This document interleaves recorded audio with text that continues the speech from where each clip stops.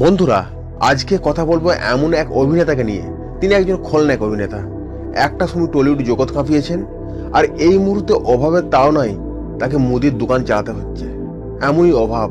সুরজিৎ সেন এক সময় ছবিতে দাপট দেখিয়েছেন, যেমন হিরোগিরি, রংবাজ, চ্যালেঞ্জ 2, বিন্দাসের মতো ছবিতে খলনায়কের চরিত্র অভিনয় করেছেন।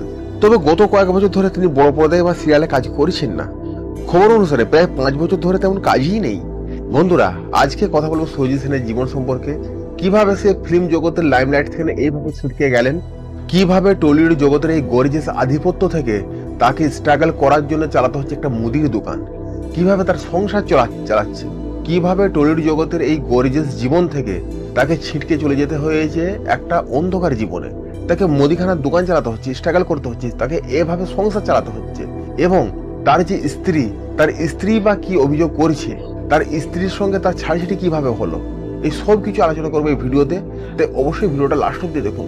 নমস্কার বন্ধুরা, আমি রাজীব আবার হাজির হয়েছি নতুন একটা ভিডিও নিয়ে। বর্তমানে তিনার বাড়ি হচ্ছে ব্যারাকপুর এলাকার একটা মুদির দোকান চালাচ্ছেন, মূলত মুদিখানা, আইসক্রিম ও পানীয়জাত দ্রব্য।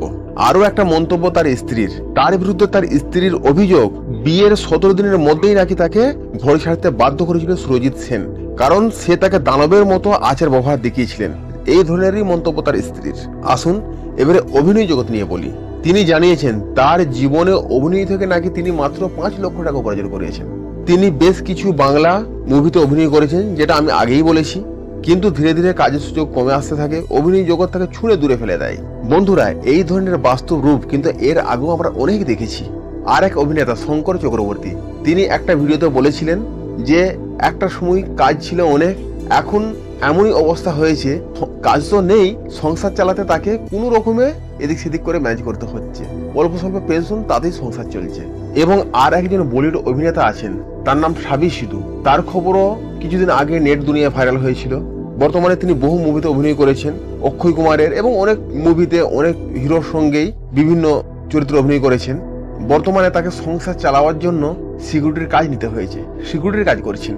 এই ধরনের অনেক অনেক নাম আছে বলিউড এবং টোটাল অভিনয় জগতে, যেখানে তাদের একটা সময় প্রচুর খ্যাতি, প্রচুর অর্থ, অনেক কিছু, গাড়ি বাড়ি, কিন্তু একটা সময় তাদেরকে সেই জায়গা থেকে সরে এসে খুব কঠিন দুর্দশার সঙ্গে জীবনযাপন করতে হচ্ছে। সুরজিৎ সেনেরও জীবন তাই, তাকে কঠোর স্ট্রাগল করতে হচ্ছে সংসার চালানোর জন্য। তিনি ছোট্ট একটা মুদির দোকান খুলেছেন এবং 2 টাকা 4 টাকা বেচা কিনাতেই তাকে খুশি থাকতে হচ্ছে। কিছু করার নেই, ভাগ্যের পরিহাস। তিনি দেখতেও খারাপ নন, যথেষ্ট হ্যান্ডসাম, রূপ, সৌন্দর্য, ফর্সা এবং যথেষ্ট ট্যালেন্ট, তারপরেও তেনার কাজ নেই। একবার তিনি বিস্ফোরক হয়ে এও বলেছেন যে টলিউডে কাজ পেতে গেলে রাজনীতি করতে হবে।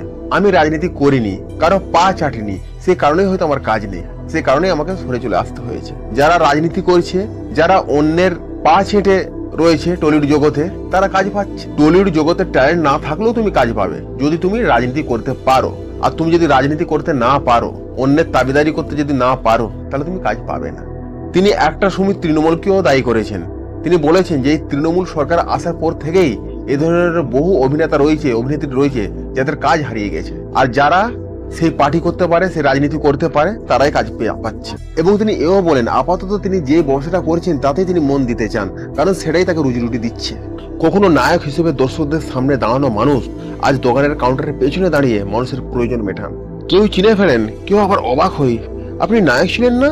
কিন্তু তিনি লড়াই ছাড়েননি, কাজ যাই হোক আত্মসম্মান বজায় রেখেছেন। এই হচ্ছে রূপলী পর্দার নিষ্ঠুরতা। কিন্তু মনে রাখবেন, পেশা মানুষকে বড় করে না, মানুষ তার সংগ্রাম দিয়ে বড় হয়। আজ অনেক অভিনেতারাই জীবিকা খুঁজে নেন অভিনয়ের বাইরে, কারণ আলো ঝলমলে পৃথিবীর পেছনে আছে অনেক লুকোনো অন্ধকার। হিরো সে যে পড়ে যায় আবার উঠে দাঁড়ায়। সুরজিৎ সেন আমাদের শিখিয়েছেন কাজ ছোট নয়, স্বপ্ন বড়। যতদিন বাঁচো, লড়াই করে যাও। বন্ধুরা, সুরজিৎ সেনের যদি এই গল্প আপনাদেরকে ভালো লাগে তো অবশ্যই লাইক, কমেন্ট, শেয়ার করুন। আর অবশ্যই এই ধরনের ভিডিও পেতে চ্যানেলটা সাবস্ক্রাইব করুন। আবার দেখা হচ্ছে নেক্সট ভিডিওতে।